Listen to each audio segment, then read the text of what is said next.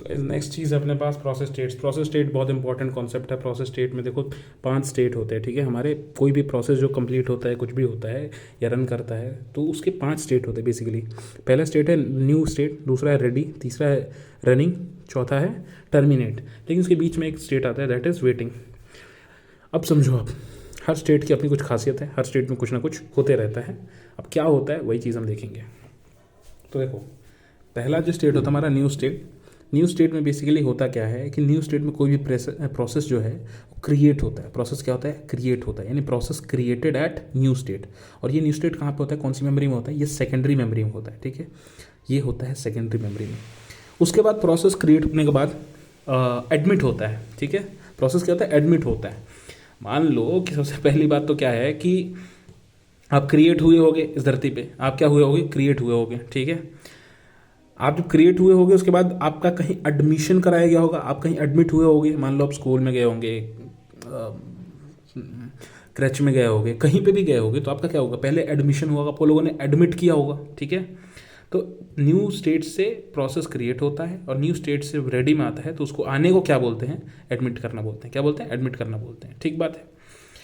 और ये रेडी अब कहाँ पे आ गया? मेन मेमोरी में आ गया। सेकेंडरी मेमोरी का काम यहीं पे खल्ला, सब मेन मेमोरी में चीज़ें आ गई, ठीक। मेन मेमोरी से फिर वो क्या होगा? अब ये यहाँ से रनिंग में जाएगा। कहाँ जाएगा? मेन मेमोरी से रेडी से कहाँ जाएगा? रनिंग में जाएगा। रेडी से रनिंग में जाने के प्रोसेस को क्या बोलते हैं? Scheduler dispatch. क्या बोलते हैं? Scheduler dispatch.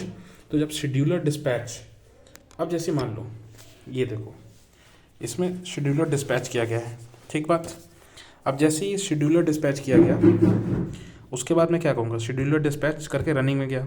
रनिंग से क्या ऑप्शन है इसके पास? रनिंग से इसके पास तीनों तरफ ऑप्शन है। या तो ये वापस से रेडी में आ सकता है, या फिर ये एग्जिट हो सकता है, या फिर ये वेटिंग में आ सकता है, डिपेंड करता है।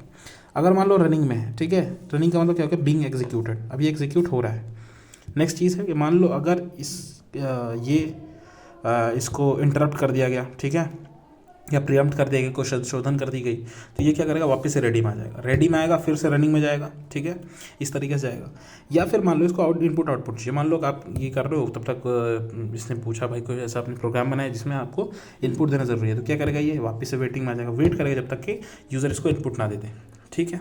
उसके बाद अगर एक बार मिल गया इसको, तो इनपुट आउटपुट इवेंट, फिर वापस से रेडी में जाएगा, फिर वापस से इधर से आएगा रनिंग में, और फिर टर्मिनेट। जिस समय ये कंप्लीट हो जाएगा, जैसे ही कंप्लीट होगा ये टर्मिनेट हो जाएगा। टर्मिनेट होने के बाद में हम बोलेंगे कि एग्जीक्यूशन फिनिश्ड हो गया। ये पूरे एक जो प्रोसेस होता है उसकी पूरी लाइफ साइकिल होती है। ये ऐसा नहीं होता सिर्फ एक प्रोसेस के साथ, ये लगभग हर प्रोसेस के साथ ही होगा। ये पूरी कहानी राम कहानी चलती है। ये वर्ड्स बहुत इंपॉर्टेंट है जो चीज़ें मैं आपको बता रहा हूँ, ठीक है। ये न्यू, ये रेडी, ये वेटिंग, ये रनिंग, ये टर्मिनेटेड। यहाँ से यहाँ आएगा, क्या बोलेंगे? इसको एडमिट होना बोलेंगे। यहाँ से यहाँ जाएगा, इसको क्या बोलेंगे? शेड्यूलर डिस्पैच बोलेंगे। यहाँ से यहाँ आएगा, इनपुट आउटपुट इवेंट बोलेंगे। यहाँ से यहाँ जाएगा, इनपुट आउटपुट इवेंट कंप्लीशन बोलेंगे। यहाँ से डायरेक्ट यहाँ चला जाएगा तो इंटरप्ट या प्रीएम्प्टेड बोलेंगे, और यहाँ से यहाँ जाएगा तो इसको बोलेंगे एग्जिट हो गया, ठीक है। इतनी सी बात आपके दिमाग में क्लियर होनी चाहिए, एकदम क्लियर, अच्छे से चमक गया एकदम। चलो ठीक है, मिलता हूँ आपसे नेक्स्ट वीडियो में।